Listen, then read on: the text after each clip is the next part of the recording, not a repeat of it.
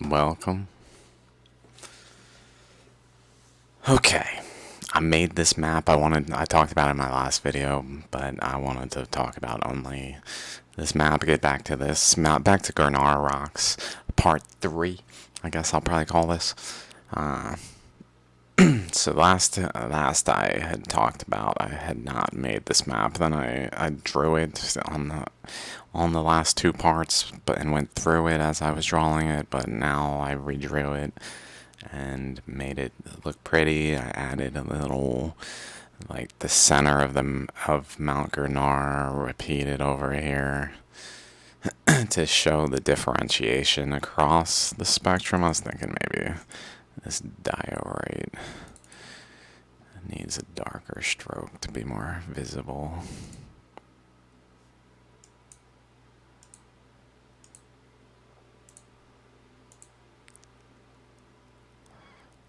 Why did it not do it? Oh, there it goes.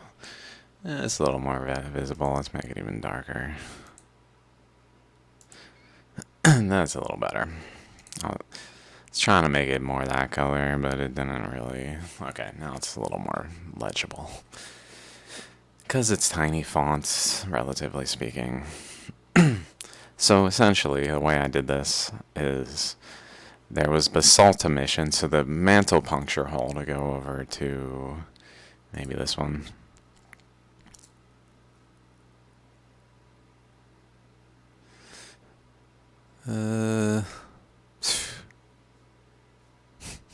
Let's start here. Portal.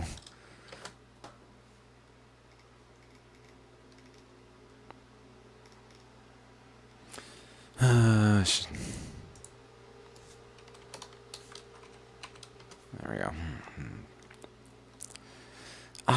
Okay, there we go.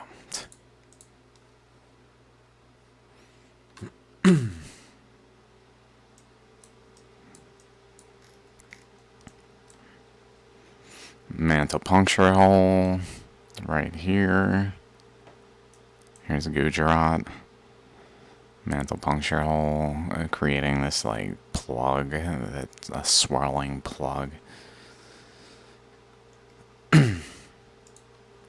That's up here when the doom shape came through this region, which I just talked about in my last video. And it basically drained through with this polygon, and then it moved over here while carving all as it went, its currents flowing throughout the earth, especially in this region, visible on the surface at least, and then moving this way until essentially creating Girnar. And when it did so by differentiating and the emissions low. So this is what I've been kind of figuring is that what occurred is it punctured the mantle, and then the current started to flow in all directions from the mantle puncture hole. From here in all directions, which went into Gujarat underneath the ground, but it also began to upwell from the fault lines that were being carved through the polygons. The boundaries were weak points where then like fault lines were occurring that led to Girnar here and over here. Whether or not they were present beforehand, I'm not completely sure if they were just literally being carved by the process. But essentially this current, though, then went in all directions. I think it went westward up through Europe and the north of Africa, carving through the Mediterranean to create the Mediterranean opening, where then oceanic crust filled in the gap, because it's literally mantle magma, which is oceanic crust in its most basic form, which then is basalt, like the large igneous province of basalt, which is generally what's here, which is my interpretation. The Deccan traps are considered to be deep mantle emissions, whereas I believe The more, like, other than basalt things are coming from the upper mantle, where it's actually still solid, so that, like, this, there's more dense materials that aren't liquid at that general conditions that are being brought up with the mantle, the deep mantle. So the basalt brings with it other materials that then flow in these currents that are being emitted from the earth and then propagate, but like they push the dense materials until they can't be pushed any further. So they keep getting pushed, and then they move over to this drainage point where they just start to go down and fill it by the currents that are flowing through the... I don't know what I did here, but that are flowing into Girnar, into it from all its directions, from 4 directions especially, flowing into it, compressing the compressible, which is the more dense things. The less dense things are not as compressible. Like they're limited to the outskirts. So the basalt stays to the outskirts, but then when the which then pushes olivine gabbro underneath the basalt to the center points. So it's still underneath it, but then it just builds up a pile that then gets larger and larger until it breaks through the basalt and produces this olivine gabbro layer in like a hexagonal shape that does not have like extending arms because it's just being compressed from 4 sides, leading to a hexagonal shape some reason, due to the precise process here. Probably because of a road vortex as well, and an off-centerness to it. But that compresses the more dense olivine gabbro to the center.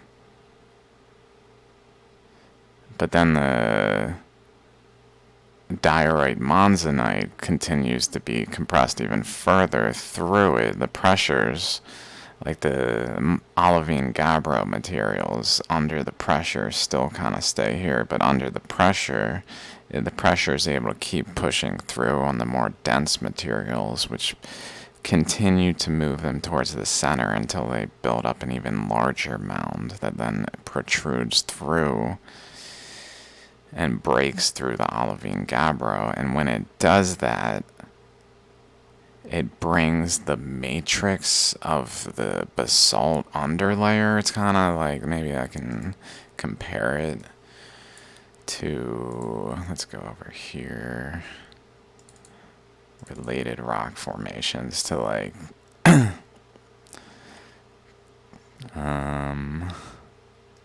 maybe like this.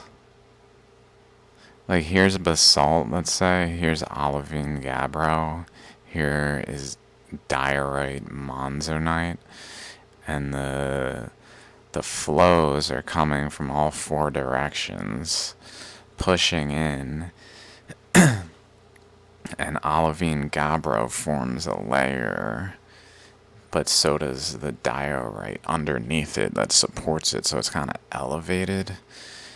And then the matrix of basalt is there, like within it, so as this gets lifted, it brings like a ring of basalt up through the olivine gabbro, so that the underlayer matrix surrounding the monzonite diorite is pulled up with it, leaving this ring of basalts within the olivine gabbro.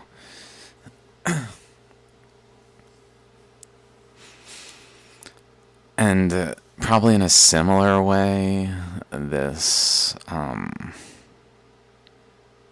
maybe even through the basalt, like it, the olivine, the olivine. How am I gonna? How can I? Let's pull up an ammonite, maybe.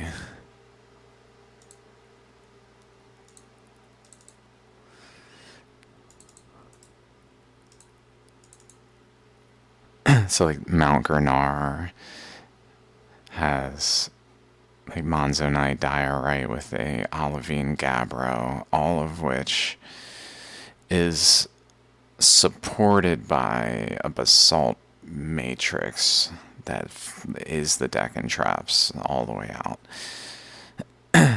And when the Mount Girnar arose, maybe it rose from beneath the basalt even, and brought the basalt up, but it didn't just bring the basalt up, it brought the basement rock with it. And in a way, because the basement rock is found in the granophyre ring, there's evidence of basement rock, xenoliths trapped in the granophyre, I guess, or trapped in the basalt maybe, that are just like in a similar way. If this ring is caused by a layer with another, like there's a hexagon of olivine gabbro. Maybe I can start a new page. New.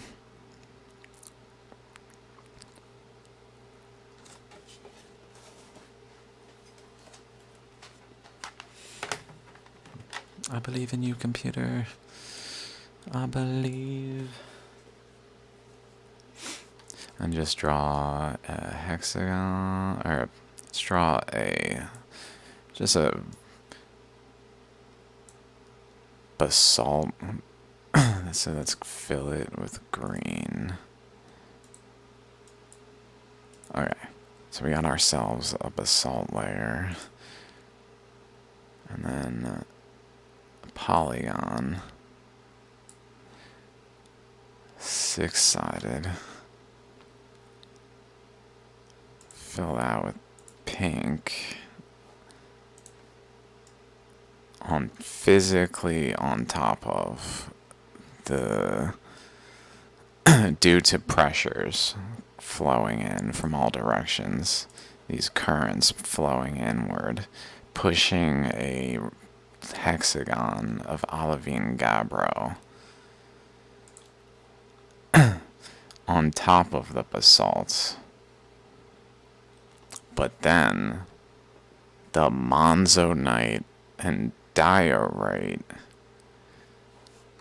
Let's make another layer. This layer, which I will put at the bottom here,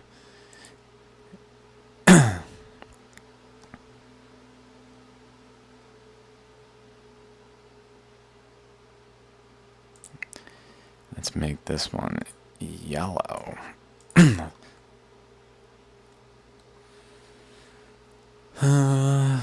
Okay. So underneath the basalt, and in relationship to more like a basement rock material that the granophyre is in some way related to, these layers are there, and the currents are basically compacting another layer, but underneath them.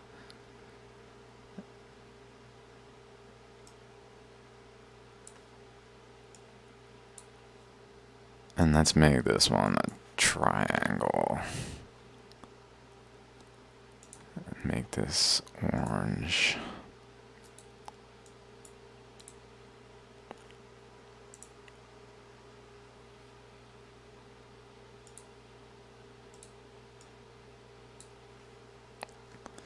Okay.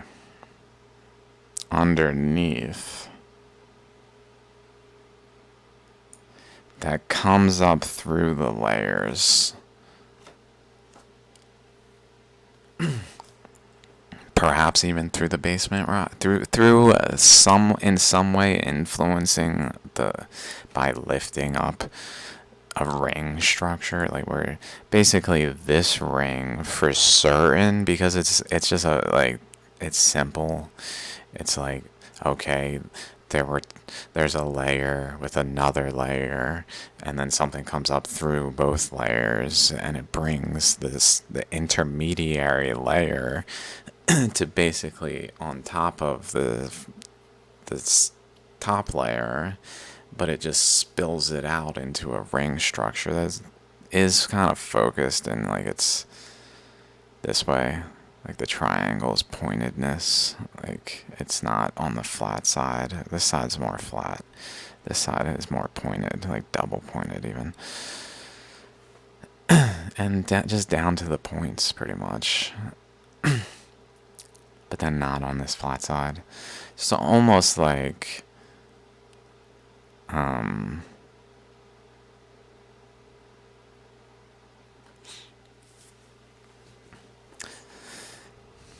there's a relationship.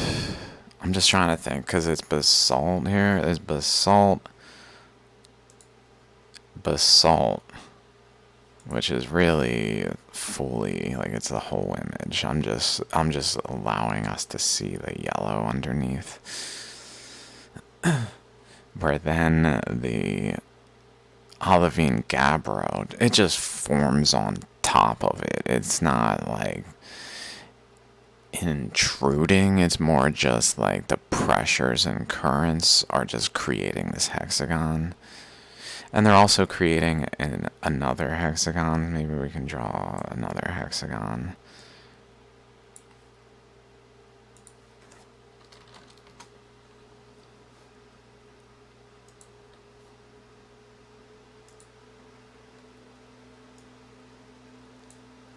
Stroke.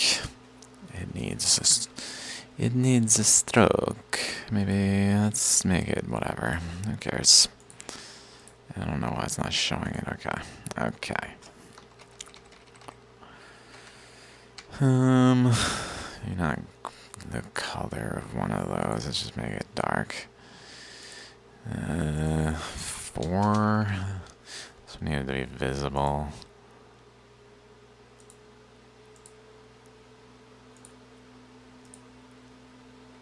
Okay. So the currents create just an elevational increase in this outer hexagon.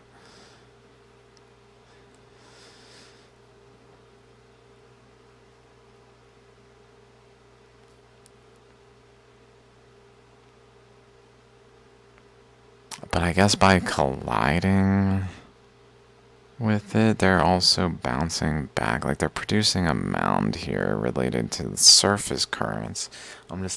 I've been mostly relating them to surface currents, but now we're starting to go down into the layers and think about ways in which these features could be formed around it. This ring is really similar to this one. It's not really the full ring, although it does have detectable connectedness throughout it all to a point where it's called a ring. I'm not sure that it's been proven to be fully connected throughout the whole of it, or just like it's close enough where it just gets labeled that. Where this one is also similarly, I don't ever see it with labeled basalt over here. So it just doesn't have the full ring, and maybe it's because it's not really a ring. It's more like a triangle that came upward and just in so doing created an arc in that way. Which would then suggest that there's maybe a triangle more like here, like across this way. Somehow relating to this current coming in.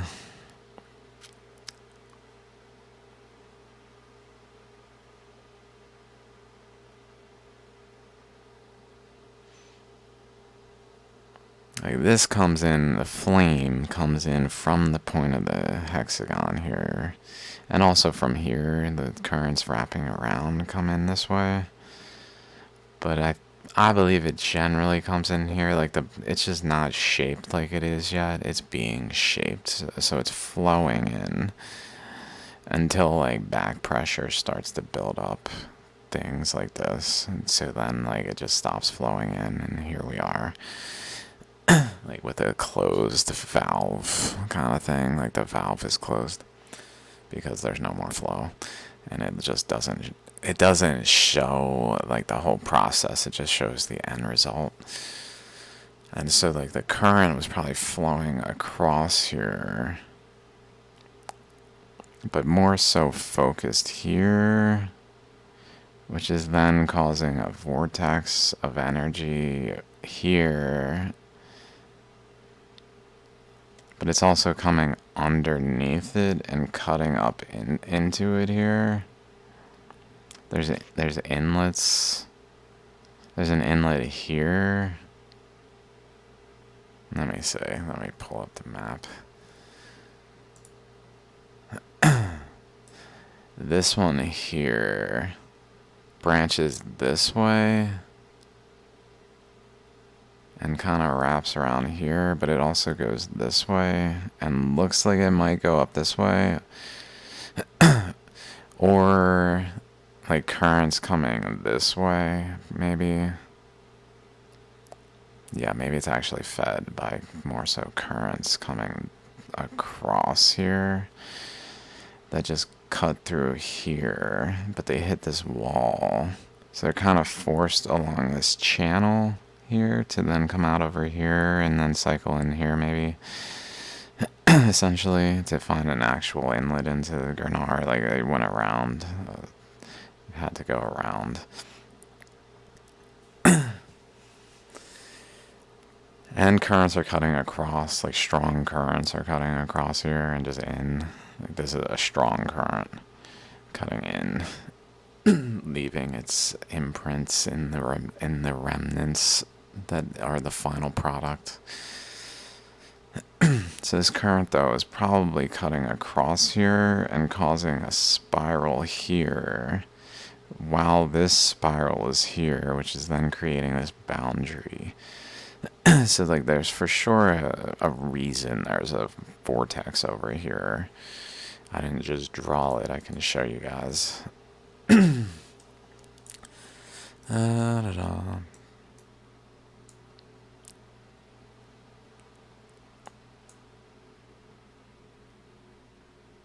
Spiraling in, spiraling around.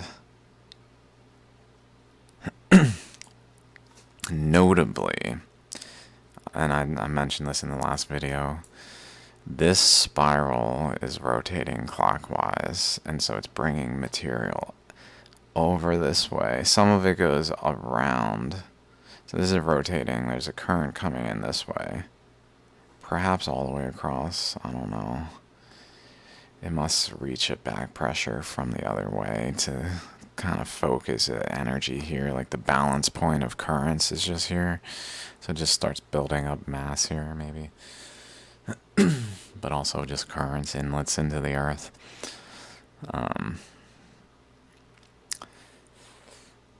What was I gonna say? Sinking like an iceberg. The ice, like this is the part of the iceberg outside of the ocean of the basalt, but like a more solid object within the currents that was forming, because the currents were just flowing in on it and basically making it form here. And as they're flowing, they're causing a vortex generally here, but then it's also flowing around it as a whole, so the whole thing's going clockwise.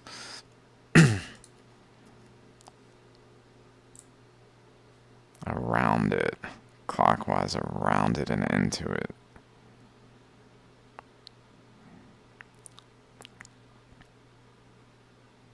And this one's going clockwise.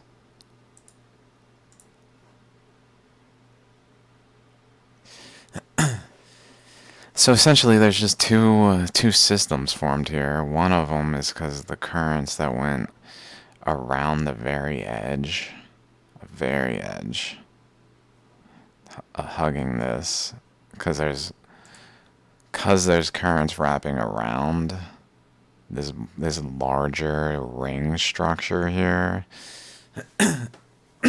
forms a boundary that then forms a wall at that boundary, which is then the granophyre ring.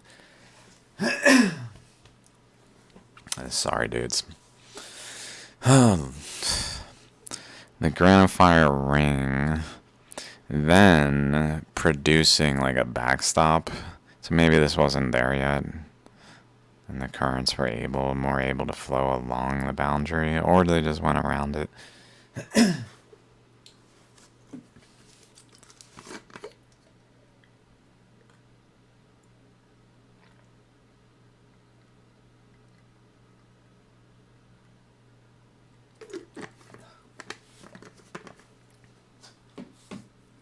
Okay.